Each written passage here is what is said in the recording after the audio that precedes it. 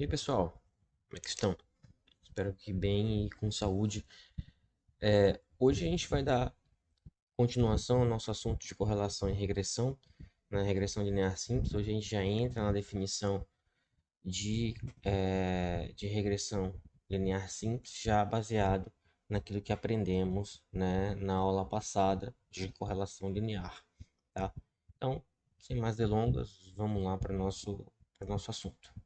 Então aqui a gente começa o nosso assunto de regressão linear, né? Então, só fazendo uma recapitulação e tentando utilizar o que a gente já viu, né, acerca de correlação linear simples, o coeficiente de correlação linear de Pearson, tá? A gente viu que o coeficiente de correlação linear nos dá uma medida de associação entre essas variáveis, né?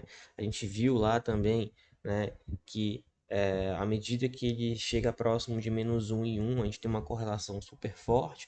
Quanto mais próximo de zero, a gente tem uma correlação, né, nula, né, que a gente não tem, né, nenhum tipo de padrão, não há associação entre as variáveis de interesse, tá?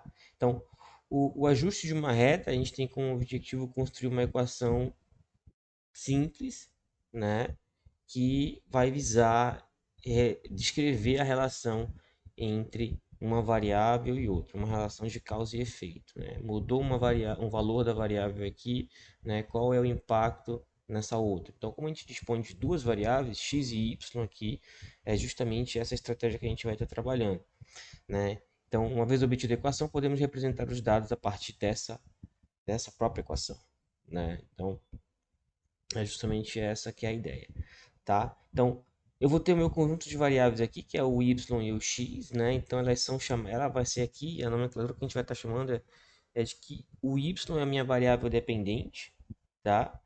E o x é a minha variável independente, ou seja, o y ele vai ser uma variável que vai depender dos valores de x, né? Dependendo do valor de x, você vai aqui, né? é, é, Vamos dizer assim, obter valores de y, tá? Por isso que a gente usa a nomenclatura de dependentes, né? Porque o y depende.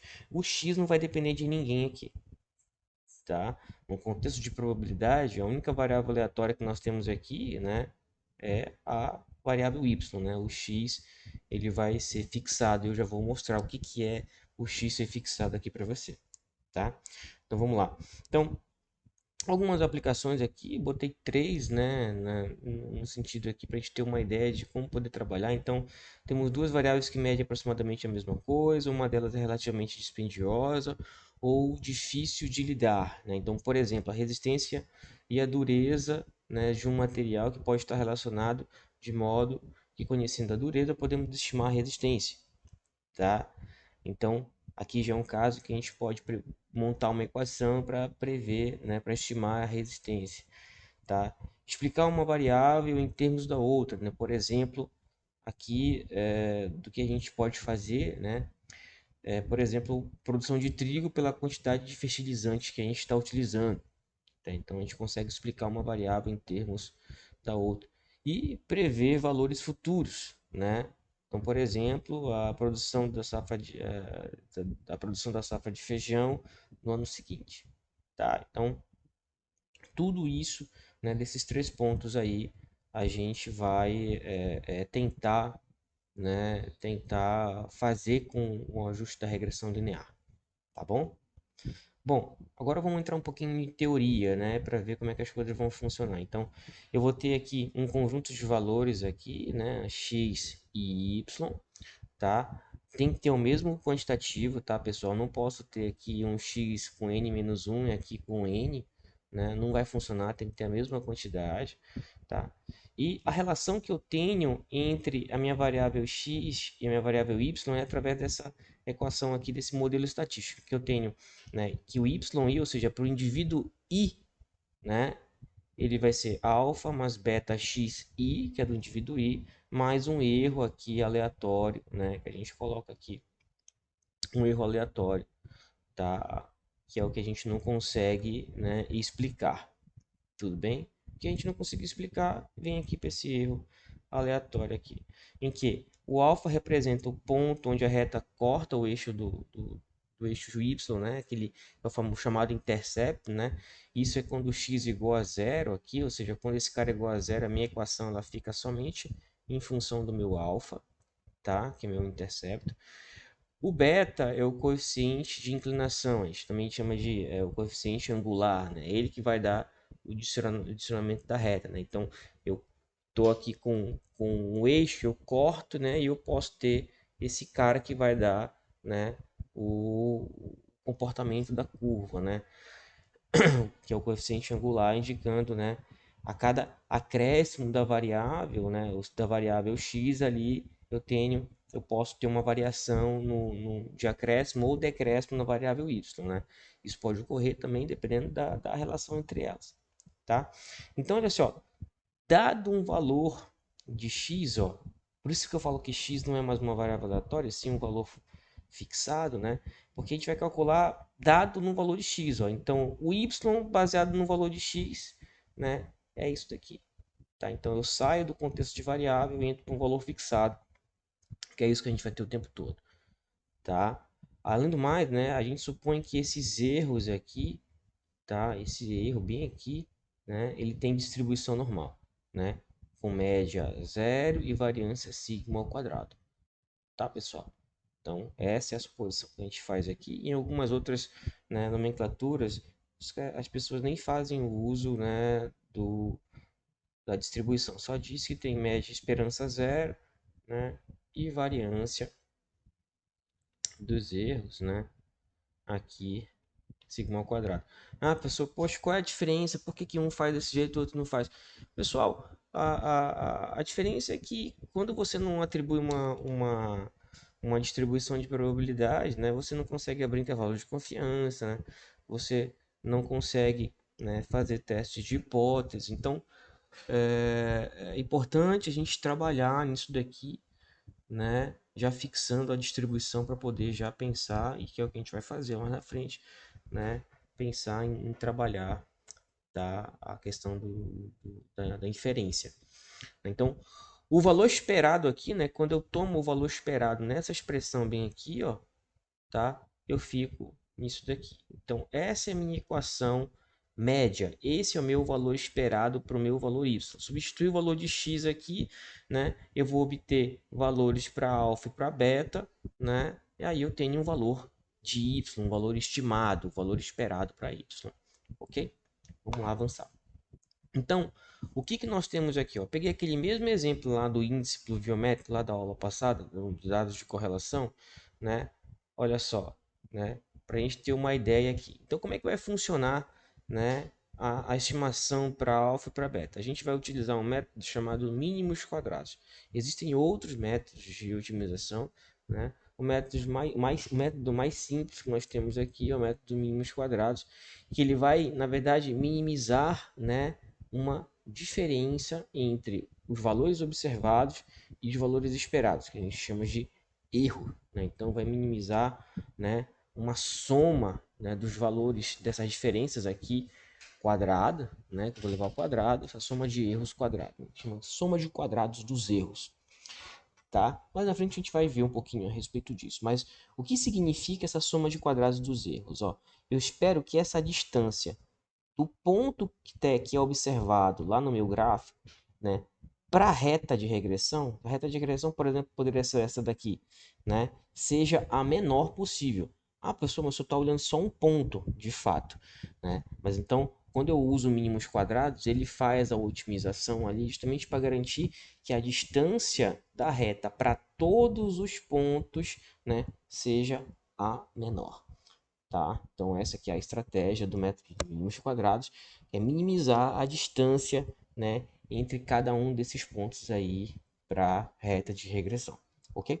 Vamos lá, então baseado nisso, né, como é que eu vou minimizar uma soma de quadrados, né? Então como eu falei, tá? Eu tenho que minimizar uma soma de quadrados dos erros, né, em termos de alfa e de beta, né? O que é a soma de quadrado dos erros? É essa justamente aqui, eu pego o valor observados e subtraio do valor esperado ao quadrado, tá? Esse valor esperado aqui nós já sabemos que é essa expressão bem aqui, ó, que no caso aqui, né, se você parar para pensar, ó, se você colocar um parênteses bem aqui, ó, é a própria equação que a gente tinha no slide anterior, só que eu distribuí aqui, né? Eu distribuí aqui o negativo, tá? Só para você já ficar com o resultado, tá? Mas é isso que nós temos aqui, né? Eu só distribuí o negativo aqui, por isso que fica o negativo aqui, tá? E aí pronto, não, eu tenho que minimizar essa soma de quadrados, soma de quadrados dos erros, tá? Toda vez que a gente fala em minimizar, pessoal, né, a gente vai ter que derivar essa expressão aqui, né, em relação aos parâmetros que a gente está interessado, logo é alfa e beta, e igualar a zero. O que vai ter como situação são duas equações, né, que é um sistema linear que vai envolver essas derivadas em relação a alfa e em relação a beta. Resolvendo esse sistema de equações, não vou resolver eles aqui com vocês, tá? Mas resolvendo esse sistema de equações, a gente chega, tá, pessoal, né, nessas seguintes expressões aqui, ó. Então, o meu beta chapéu, ou seja, o valor estimado para obter para beta, tem essa expressão aqui. Olha para ela, você parece que está vendo o coeficiente de correlação aqui, né, bem muito parecido, tá? Né? E o valor de alfa ele é estimado em termos, né, vai depender inclusive do valor de beta aqui. Então eu calculo primeiro o beta, pego o beta, substituo aqui dentro, calculo a média de x e de y, pronto, obtenho o valor de alfa, tá? Então é isso que nós temos para obter, né, as estimativas, né, do intercepto e do coeficiente angular. Tudo bem? Então esses são os nossos estimadores baseados na amostra, tá bom? Então, vamos pegar aqueles mesmos exemplos, aquele mesmo exemplo lá da quantidade de chuva, né, do índice pluviométrico, né, e da produção, né, de um determinado produto no último ano, né? Então, a gente faz o cálculo da média aqui, né, que é que vai precisar tanto para x quanto para y. Tá aqui o cálculo da média para vocês, tá? Então, esse é o valor de média para x, esse é o valor da média para y. A soma dos valores de x e y. Isso a gente já fez para o coeficiente de correlação, tá? Da aula passada, dê uma olhadinha lá, né? E x ao quadrado também a gente fez para o coeficiente de correlação na aula passada, tá? Então, esses valores já são bem copiados, por isso que eu botei já o valor final aqui, tá bom? Então, pegando esses valores e substituindo na nossa fórmula, o que que nós temos aqui, né? Para beta, né? Tá aqui o valor da soma de x e n, média de x, média de y, né? Soma dos valores de x ao quadrado, n, média de x ao quadrado. Resolvendo tudo isso daqui, a gente tem 0,4743, 0,2743, perdão, tá? Pegando o valor de beta, né? Substituindo aqui, ó. Então aqui, ó, pegando o valor de beta, substituindo aqui, isso aqui é a média de y, tá? Isso aqui é a média de x, resolvendo a continha, né? 1,5481, tá? Logo, a equação que a gente monta, né, para predizer aqui, para fazer estimativa, no caso da produção, né, do último ano, baseado na quantidade né, no índice pluviométrico, tá aqui, ó, né? Então é 1,54, né, vezes 0,2743 vezes x. Então, esse aqui é o valor da produção, tá? É o valor da produção. Toda vez que tem chapéuzinho, tá? É porque é estimado, tudo bem, né? E isso aqui vai ser igual a essa expressão, né? 1,5481, né? Mais 0,2743 vezes o índice pluviométrico, tá? Então, toda vez que eu quiser fazer uma estimativa da produção anual do último ano, né? Basta substituir o valor do índice pluviométrico aqui, que eu vou ter o valor da produção. Tudo bem? Simples, direto, sem problema nenhum. Ok?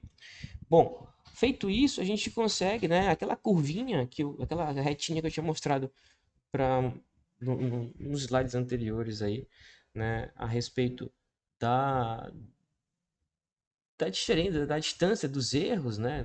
Para minimizar a distância dos erros lá do mínimo quadrados, né? Era mesmo essa retinha que a gente tinha ajustado. Então, né? Essa é a curva ajustada, né? Para esse conjunto de dados aqui, ó. Né? Então, eu tenho 5481, 0,273. Então, aqui eu tenho a minha produção, né, estimada, e aqui eu tenho o índice, né, pluviométrico. Tudo bem?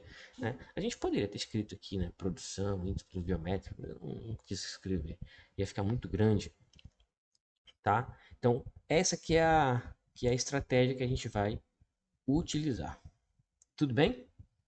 Bom, então vamos dar uma interpretação, né? Como é que a gente vai interpretar cada um dos parâmetros lá, né? Então, a produção, né, do último ano em toneladas esperadas, né, é, que o índice pluviométrico em milímetros seja nulo, né? Quando, por exemplo, quando não tiver chuva, né? X igual a zero, por exemplo, tá? É de 1 né, 5481. Então, quer dizer que quando o x é igual a zero, né? Então, aí eu tenho a produção aqui é 1,5481, né? Mais 0,27, deixa eu ajeitar isso aqui, né? 0,2743 do índice pluviométrico.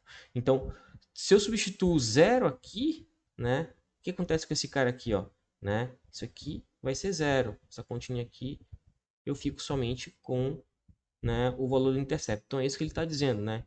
Então a produção em toneladas esperada, né, quando o índice pluviométrico é zero, é de 1,5481, tá? Por outro lado, né, a cada milímetro aumentado no índice pluviométrico, né, eu tenho um aumento na produção em ponto, né, 2743. Então, vamos supor aqui, né, que esse cara aqui já não é mais zero, tá? Não é mais zero. Já, então, a cada unidade que eu aumento aqui, né, cada unidade que eu aumento, eu tenho um aumento nessa unidade aqui de 0,273, aonde? Na produção, tá? Cada unidade que eu aumento, né? Cada unidade que eu aumento aqui, né?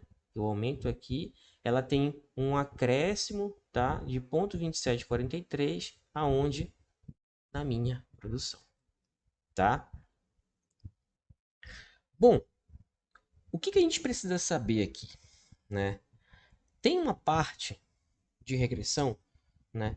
Que a gente precisa testar o nosso parâmetro angular, né, para saber se existe regressão, tá? E aí isso, nesse quesito que a gente vai entrar agora são os testes de hipótese para esse parâmetro. No caso é o nosso parâmetro beta, né? Então eu preciso saber se a minha regressão existe, ou seja, observe, né? Vamos desenhar aqui um modelinho aqui, né? Então é y alfa mais beta x.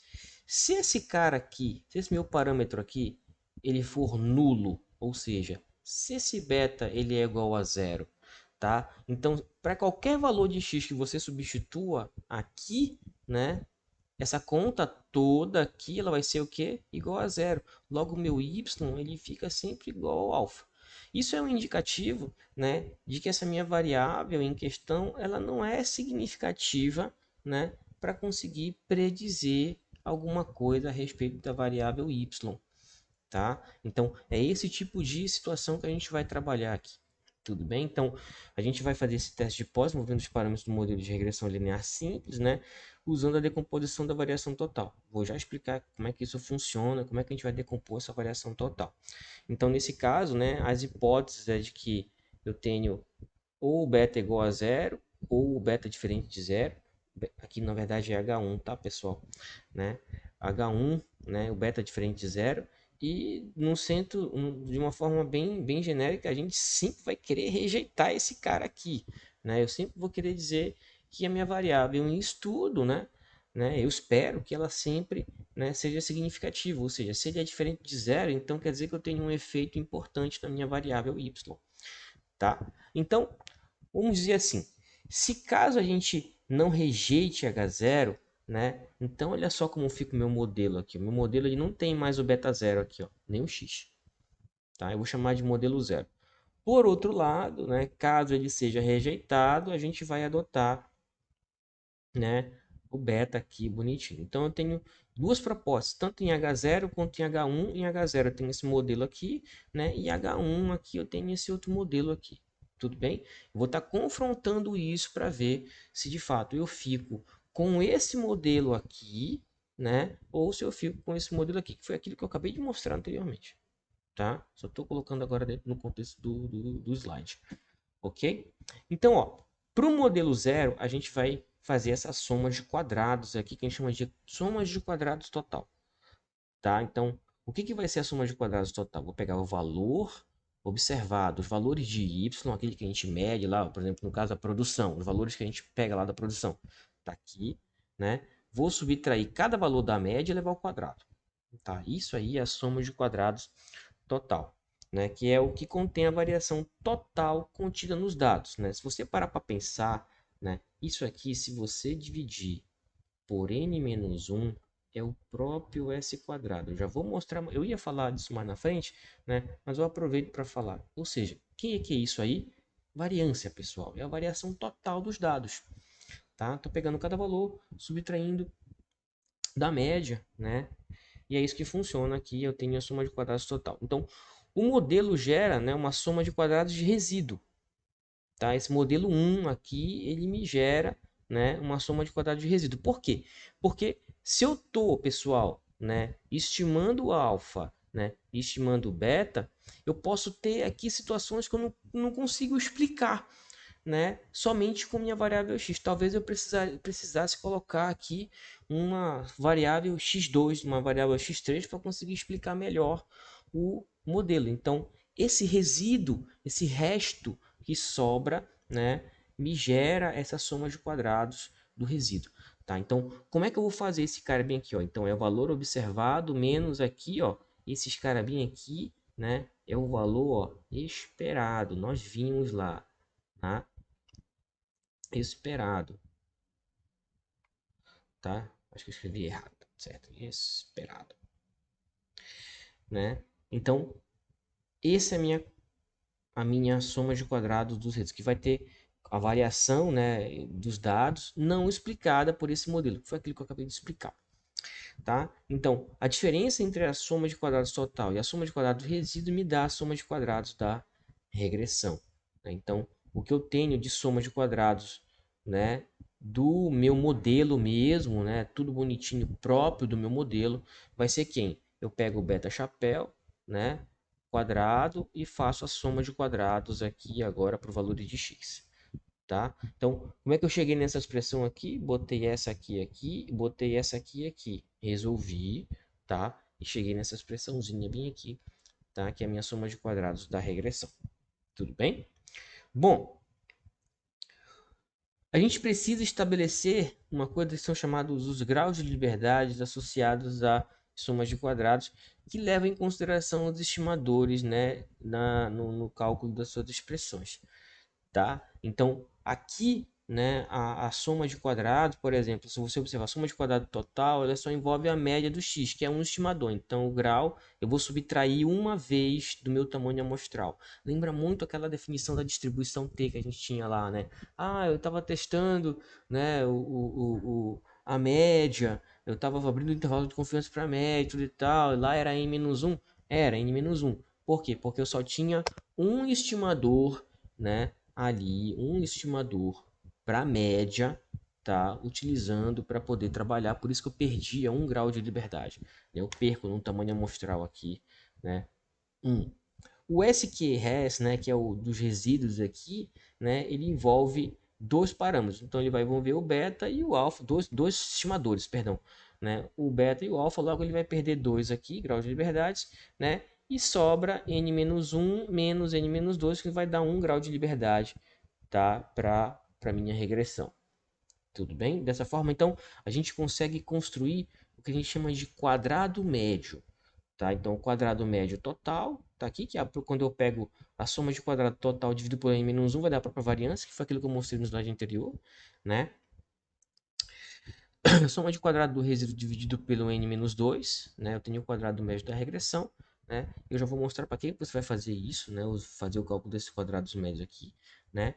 E aqui, pessoal, né? O quadrado médio da regressão, soma de quadrado da regressão dividido por 1, que é o único grau de liberdade que tem, tá? Feito isso, a gente vai pegar, né? E vai fazer o cálculo da seguinte estatística. Lembra, nosso objetivo é fazer teste de hipótese. A gente estipulou as hipóteses e precisava definir qual que era a estatística, né? Então a estatística aqui nesse exercício, né? É uma estatística F aqui que vem dessa distribuição F, né? F de Fisher, Snedeker, tá? Que é o quadrado médio da regressão dividido pelo quadrado médio dos resíduos, tá? Então vai me dar uma distribuição F aqui, e assim como na distribuição T lá eu tinha, né, o grau de liberdade, aqui eu tenho 2 graus de liberdade. Então eu tenho um grau de liberdade que eles chamam de numerador, tá? E um grau de liberdade que tem no denominador. Sempre vai ser assim, né? Primeiro numerador, segundo denominador. Tenho 2 graus de liberdade aqui para minha distribuição F, tá? Então, o primeiro grau de liberdade é 1, o segundo grau de liberdade vai ser n-2, tá? E são exatamente, né, aquele divisor aqui no coeficiente aqui, né, no quociente aqui, ó, né, no caso n-2, no caso aqui no 1, tá? São exatamente esses caras aí. E eu consigo chegar nesse resultado aqui da distribuição F porque eu assumo a distribuição normal, né, para trabalhar lá nos meus erros, tá? Não vem de graça isso. Uma vantagem na distribuição F, apesar dela ter um comportamento bem maluco e tudo e tal, na função densidade dela e tudo, né, para os cálculos de probabilidade, é que para muitos valores, você já tem valores tabelados, igual da distribuição T, igual da distribuição normal, né? Então, a gente já tem isso. Uma vez que você, né, fez os cálculos dos graus de liberdade, das somas de quadrado, quadrado médio e da estatística F, você monta uma tabela de análise de variância. Tá? A tabela de análise de variância é justamente a tabela na regressão linear que vai verificar se existe regressão ou se não existe regressão. Existir regressão é dizer que aquela variável x lá ela é significativa. Se ela é significativa, então quer dizer que aquele parâmetro de inclinação lá ele é diferente de zero. Tá? Vamos já ver como é que resolve isso. Então essa é a minha tabela da ANOVA que a gente vai estar sempre construindo por aqui, ok? Bom, então vamos ainda naquele exemplo lá da produção em função do índice de precipitação, na índice, né, precipitação, na verdade eu errei aqui, perdão, né, é pluviométrico, né,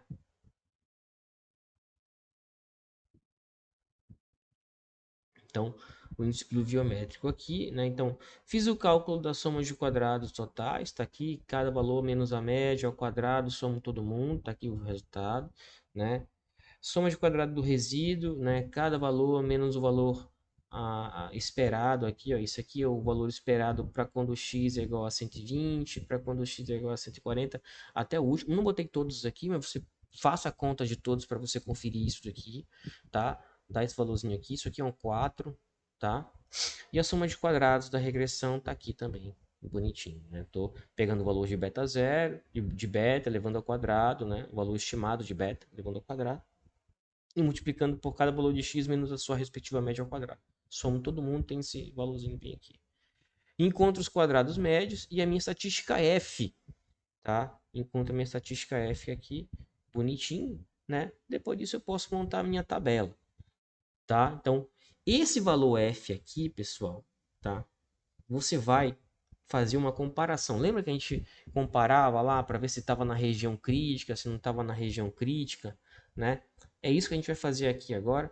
Vamos ver como é que funciona a tabela da distribuição F para você poder comparar e aprender. Vamos lá para a gente enxergar isso daí.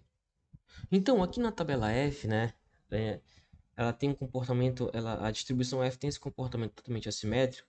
E o que ela vai te dar de valor? Ela vai te dar o valor da distribuição F, que seria aquele valor crítico, né, aquele Fzinho tabelado, né? E essa área já está pré-determinada. Né? Então, por exemplo, essa tabela, a primeira tabela aqui, é para usar quando o alfa for 0,1, ou seja, 10% de significância, tá? Essa outra de baixo aqui, ó, né, é para usar quando você tem 5% de significância, tá? 0,25, 2,5% de significância, né? 0,1%, né? Aqui 1% de significância, tá? Então, o valor de significância que você tem que verificar lá qual é a significância do exercício, né? O que foi que ele te forneceu, tá? Lá para o nosso exercício, né? Lá para o nosso exercício, ele diz aí, né, que é uma significância de 5%, né? Então, se é uma significância de 5%, a probabilidade que você vai pegar aqui, né, na nossa tabela, ó, é relacionada àquela probabilidade à direita aqui de 5%, tá? Bom, o que que ele fala aqui na nossa tabela? Já que tem aqui, lembra que lá na F a gente tem a distribuição F, né? E a gente tem grau de liberdade do numerador, que é o primeiro antes da vírgula, né? E o grau de liberdade do denominador, tá? No caso, é grau de liberdade 1, né? E grau de liberdade n-2, tá? Então, o que que a gente vai ter? Grau de liberdade 1 no numerador está aqui. N-2 é o segundo grau de liberdade que é no denominador, tá?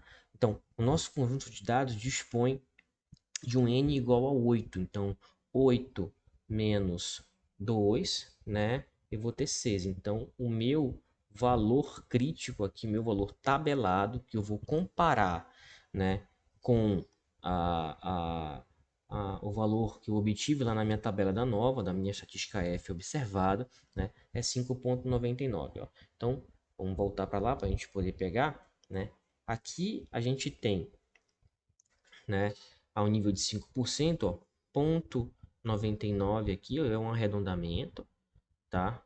0,99 aqui, para um grau de liberdade 1, né, no numerador e 6 no denominador, tá? Tá aqui. E a gente vai comparar aqui, ó. Bom, então tá aqui o meu gráfico, né, da distribuição F.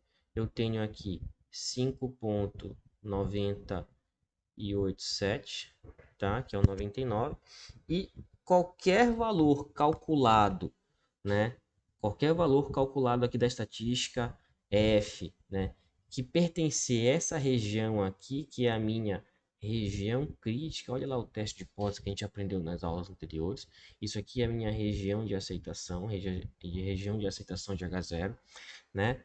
Se eu tiver um valor que pertence a essa região aqui, ou seja, maior que 0,987, eu rejeito H0, se for menor, eu não rejeito H0, tá? Então, ó, como esse cara aqui, ó, né, ele é maior, olha só, o F observado aqui, ele é maior que o F tabelado, né? Ou seja, esse cara bem aqui, ele pertence à minha região crítica, qual é a minha decisão? Eu rejeito H0. Então, dessa forma, pessoal, né, a gente tem indícios para poder falar, né, e evidências agora de estatística mesmo, não só mais indicativos, né, de que o índice pluviométrico ali de fato altera na produção agrícola anual, né? Se altera para qualquer valor do índice pluviométrico que eu tiver, eu consigo obter um valor, né, da produção agrícola anual. Tudo bem?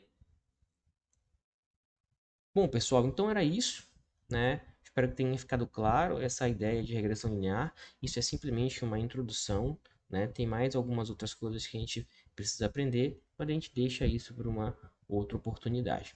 Tudo bem? Fiquem bem, se cuidem e até a próxima.